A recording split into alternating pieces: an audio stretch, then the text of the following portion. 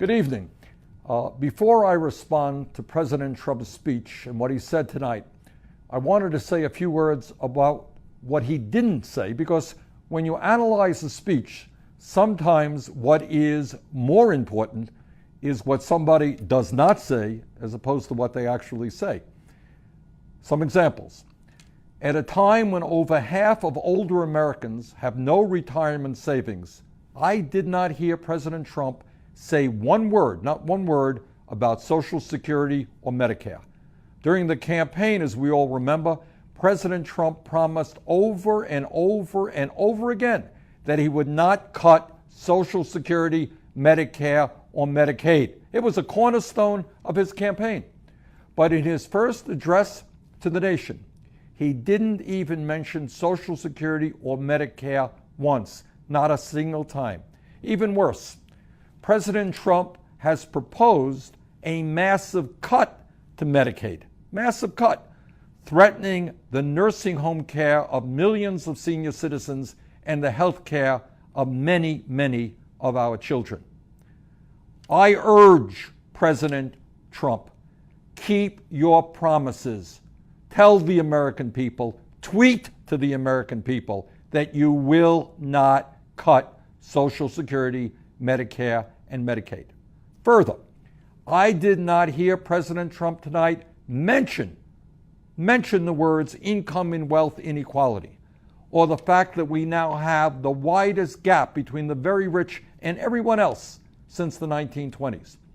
I did not hear President Trump mention the fact that as a result of the disastrous Citizens United Supreme Court decision, a 5-4 decision, we now have a corrupt campaign finance system that is allowing billionaires to buy elections and undermine American democracy. How could you give a speech to the nation and not talk about that enormously important issue? Furthermore, not only did President Trump not mention the issue of voter suppression, what Republican governors are doing all over this country to make it harder for people to participate in our democracy, but the truth of the matter is his administration is now working overtime with Republican governors to make it harder for young people, low-income people, senior citizens, and people of color to vote. That is an outrage.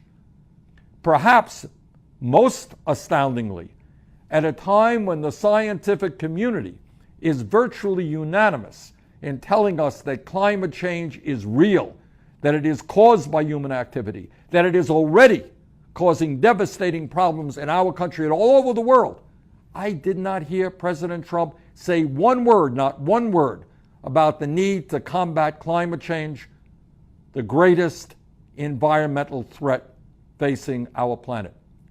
Not only did he not mention climate change, he pledged to increase our dependency on fossil fuels.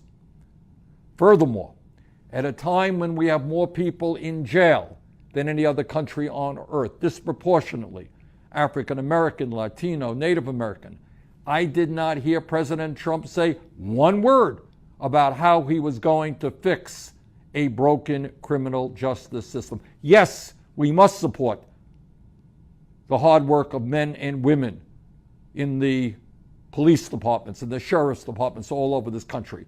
But we must end also the disgrace of having more people in jail than any other country on earth.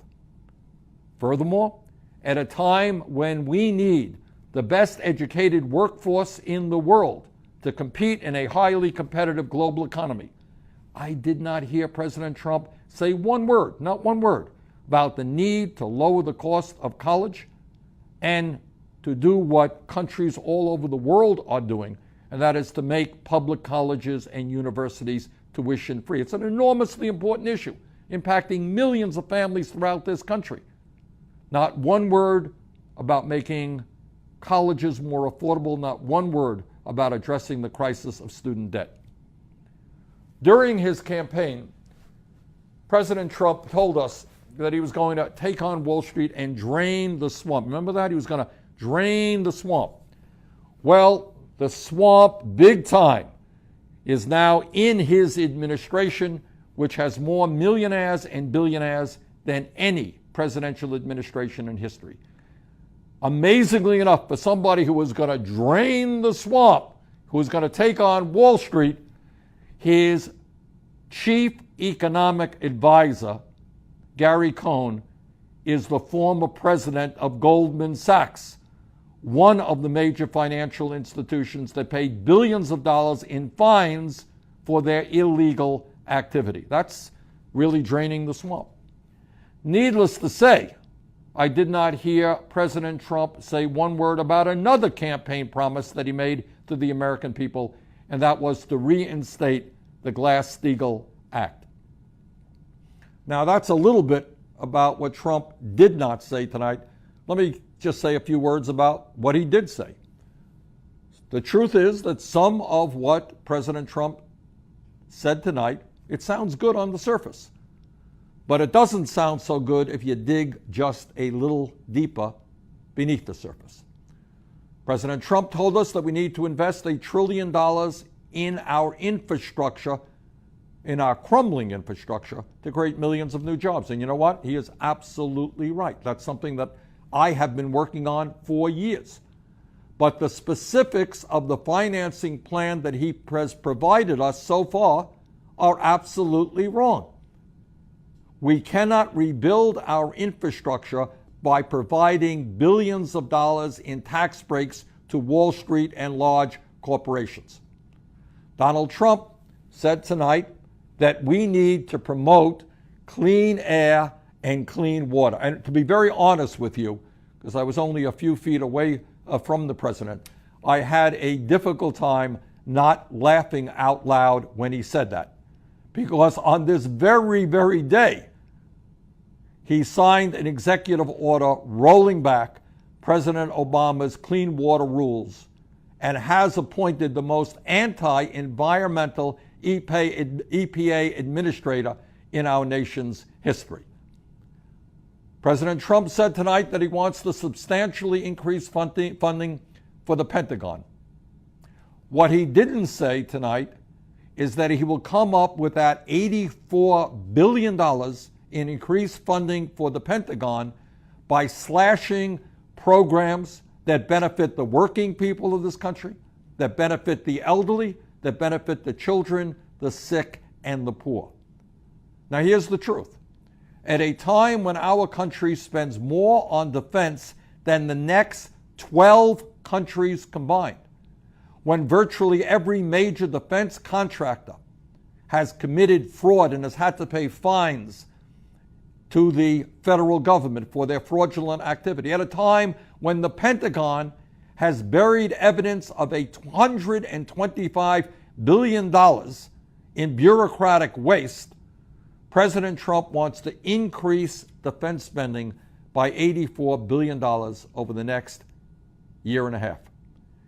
And let me be very clear in stating that I think those priorities are wrong. We should not be cutting massively programs for people in need and then significantly expanding spending for the military. And let's be also clear. The $84 billion that President Trump wants to pump into the bloated Pentagon budget could, just as one example, provide free tuition at every public college and university in this country and begin to reduce the crushing burden of student debt in America. That is a choice.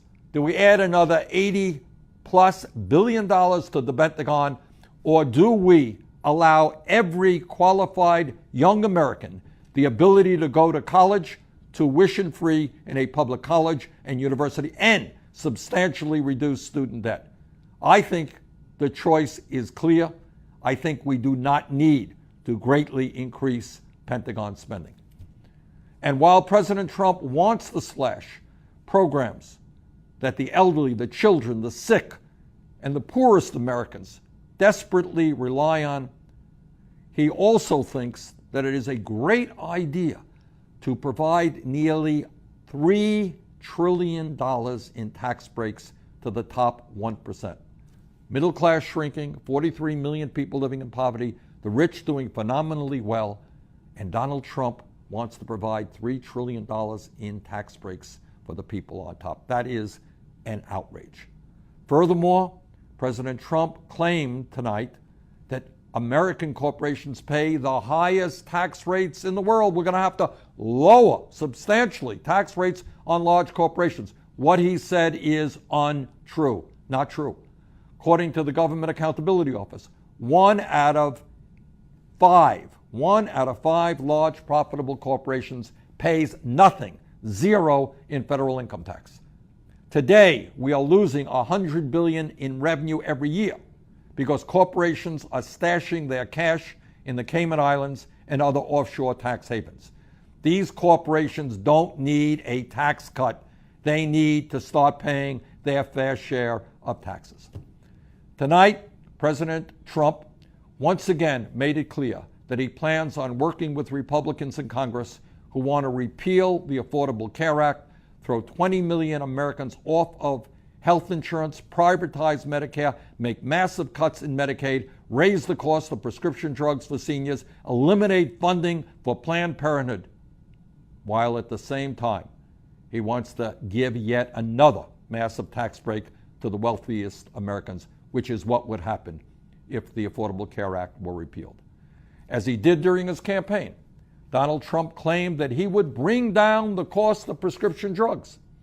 A few weeks ago, he even said that the pharmaceutical industry was, quote, getting away with murder, end quote. But if Donald Trump really wanted to take on the pharmaceutical industry, he would have told his Republican friends in the House and the Senate to pass legislation which I introduced today with 20 senators, allowing Americans to import safe, low-cost medicine from Canada. We should not have to pay the highest prices in the world for the medicine we use. Since the beginning of this year, we have seen unprecedented grassroots energy from Maine to California. Last week, at Republican town hall meetings across the country and at more than 150 rallies that took place from coast to coast, the American people sent a clear message about what they expect from Congress. As a result, the Republicans are getting very, very worried. They're not so cocky anymore about simply repealing Obamacare. And they should be worried because the American people are standing up. And what they are saying loudly and clearly is, no, you're not going to repeal the Affordable Care Act. No, you're not going to destroy it. You are going to improve it. And in my view, what we must be doing right now is not only defending the Affordable Care Act, not only improving the Affordable Care Act, we have got to move forward to join the rest of the industrialized world and guarantee health care to all people as a right, not a privilege. We must go forward towards a Medicare for all single-payer program. But defeating these attempts to destroy the Affordable Care Act and transfer even more of our nation's wealth to Donald Trump and his billionaire friends is going to take all of us coming together and making our voices heard. Those of you who attended rallies or town hall meetings, keep showing up, keep calling Congress, and continue the fight. The Republicans are now on the defensive, and we've got to continue to push them back. Those of you who haven't taken action yet, we need your voices. We need your action. Only together, when millions of people stand up and fight for economic justice, for social justice, for racial justice, for environmental justice, only then can we create the political revolution that will turn this country around. Thank you all, and have a great evening.